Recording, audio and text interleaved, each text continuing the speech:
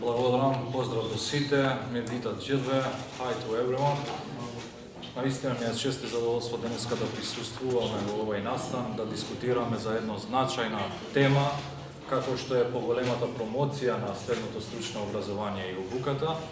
Како што знаете, лани владата на Република Северна Македонија ја усвои стратегијата за развојот на националниот образовен систем, каде што за стручното образование и обуката ние посветуваме големо внимание. Имајќи предвид дека пазарот на трудот има потреба за стручен кадар, но имајќи предвид дека тие лица, млади луѓе кои завршуваат средно стручно образование од денот на формализација на нивното образование па до денот на вклучување на пазарот на трудот, тој период е многу краток.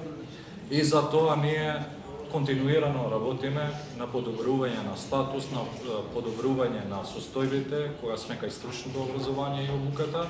Затоа ова година можам да кажам со гордост дека започнавме со имплементација на еден од најголемите реформски процеси во националниот образовен систем, а тоа е целосното реформирање на средното стручно образование. 2-годишното, 3-годишното и 4-годишното стручно образование е целосно реформирано. Имаме нови наставни планови, имаме нови наставни програми, само во 4-годишното стручно образование имаме повеќе од 1000 нови модуларно дизајнирани наставни програми кои се подготвени заедно со бизнис секторот, кои се подготвени во согласност со барањата и потребите на пазарот на трудот. Исто така работиме паралелно и на опремување на средните стручни училишта, работиме и на финансиска поддршка за формирање на реални училишни компании, нашите ученици уште од средно образование да бидат дел од реалните училишни компании, да почувствуваат што значи да си дел од една компанија, да почувствуваат што значи да придобиваш од твојата работа како дел од една училишна компанија и така натаму. Што е клучното, што е суштината? Е предвидено учење преку работа, тоа што го кажа и премиерот. Е предвидено повеќе практична настава. Ако досега сме имале 11 до 15% практична настава, сега се предвидува повеќе од 25% од тоталниот ангажман на ученикот за практична настава. Но исто така работиме сериозно и кон проширување на концептот на дуално образование. Ако за прв пат чистиот концепт на дуално образование сме започнале да го имплементираме во 2017 година со ЕВ на Македонија, каде што беа планирани формирање на 2 паралелки со 33 ученици, ова година речиси 300 ученици имаме низ целата територија на Република Македонија.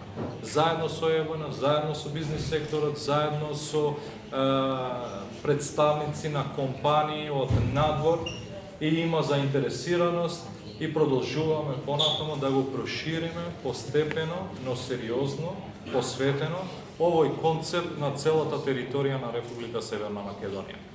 Сега, кои се најголемите предизвици? Ние можам да кажеме дека генерално сме задоволни од соработката што ја имаме со бизнис секторот. Но мислам дека може уште повеќе да се зајакне партнерството помеѓу училиштата и бизнис секторот.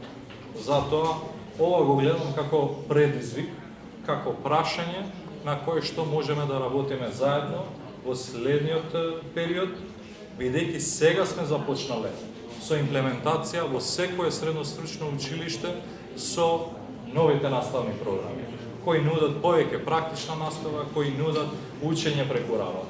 Но овој концепт и ова заложба треба да се зајакне со вклученост со повеќе компании од бизнис секторот и се надевам дека тоа ќе го постигнеме.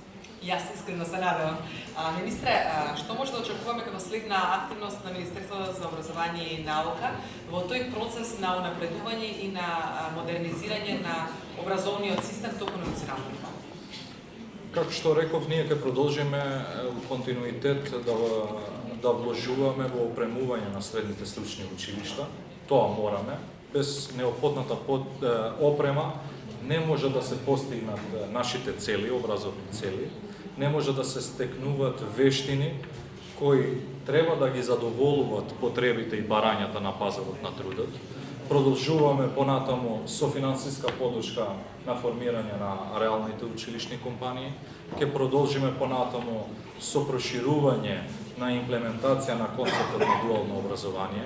Ќе продолжиме понатаму да работиме на зацврстување на партнерството помеѓу средните стручни училишта и бизнис секторот, но тоа што можам сега да го најавам, а веќе е најавено и на ЕНЕР системот, е промена на Законот за средно образование, каде што се предвидува формирање на регионални центри за стручно образование и обука.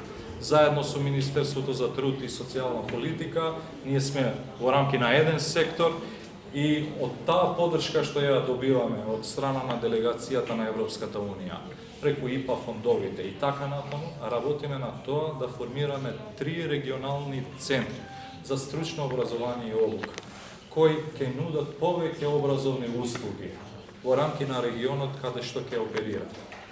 Тоа значи и валидација на неформалното и информалното образование, тоа значи стекнување на вештини и кај повозрастните кои не завршиле одредено ниво на образование или тоа што завршиле не е конкурентно на пазарот на трудот. Затоа овие чекори не следат и верувам дека сме во добра насока и работиме според утврдената динамика која што е предвидена.